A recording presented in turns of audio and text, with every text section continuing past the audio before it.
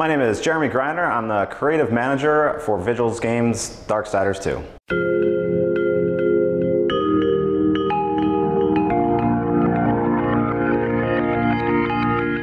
Today we're showing you the Crowfather level. It's the first level to our game. It introduces you to our protagonist, Death. It was War the first time around. We're going with Death. Let this go through, and also brings a little light into the fiction and why you're playing.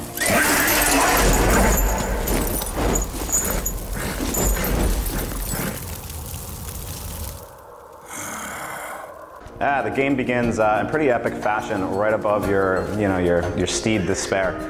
Where in Darksiders 1 you didn't get ruined until halfway through the game. You get Despair right off the bat. So you take Despair, you get to the Crowfather's temple, and you make your way through.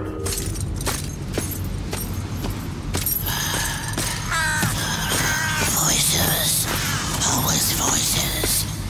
Torment without end. Keeper of secrets, I need your help. I helped you once before, Horseman. Look at me now. How I cursed that day. How I curse you. Yeah, so one thing we wanted to do and teach the player at the beginning of the game was, everything that makes Death who he is. So his sarcastic humor, his arrogant temperament, his combat style, how he moves and evades and dodges instead of blocks. He's quick and agile, almost like an assassin.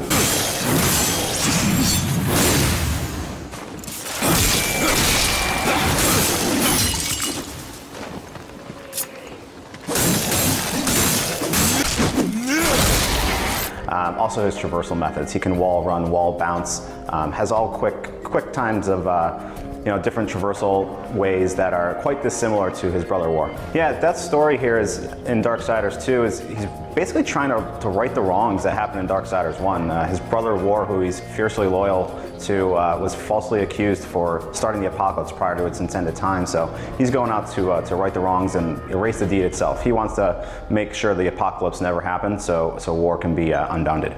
So when the game starts, Death's first character he'll meet will be the Crowfather. He guards all the secrets. The Crowfather knows pretty much everything that goes on in the world. So Death really asks him, tell me what really happened to War, and how can you help me? And the Crowfather doesn't like Death. He has no love for him as it is. They end up battling through the sequence, and the Crowfather loses that fight. I'd say there are definitely a lot of allusions to the original game as you play through. There's a 2D cutscene between each chapter, which really kind of ties the first and second games together, especially since the storylines occur during the same time. Death's story takes place during the 100 years that War was imprisoned by the Charred Council. To teach the lore of the game, we have the Crowfather through every intro into the levels through a 2D cutscene, kind of go through the lore and the history and why you're doing what you're doing, and a very top-line approach to Darksiders 1. So anyone can pick up and play Darksiders 2 and fully know what's going on. Those that know Darksiders 1 and have played through it will obviously have a bit more insight into what's actually going on and a bit more tidbits into the actual fiction. So there's 4 main zones in Darksiders 2 outside of the Crowfire level. You have the Maker's Realm and the Dead Plains, the Angel Realm and the Demon Realm, and each zone kind of introduces a new ability to you. So, every zone has a main dungeon, also side dungeons, and a vast overworld. So you traverse the overworld in order to get to the dungeons. You can play in a linear style, you can actually do a lot of side questing, go back to the critical path. There are a lot of options out there for the gamer to explore. Clock time for an average playthrough is really hard to put a finger on right now since we're going through finalization, but I'd say easily the critical path is going to be 25 plus hours. Just looking at usability right now, that's easy, but we have a ton of side content. Darksiders 2 is a much bigger game than Darksiders 1 in a couple ways. The scale is bigger, it's much more grand and much more epic. We put a lot in the engine to accomplish that from a visual standpoint. At the same time, it's a much bigger game content-wise. And we're working to polish that all up to AAA quality as we speak.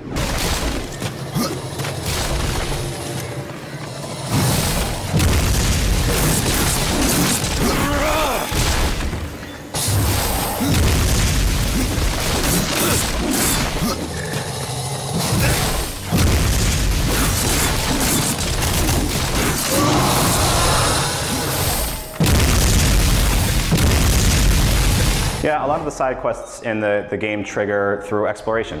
You explore and you can all of a sudden find a dungeon you didn't know existed. Or you interact with NPCs in the world and they give you a quest to do something. So there's all these different ways of getting side quests. It's really up to the gamer to decide, what do I want to do?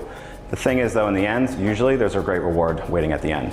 Darksiders 2 will be out this August on Xbox 360, PlayStation 3, and PC.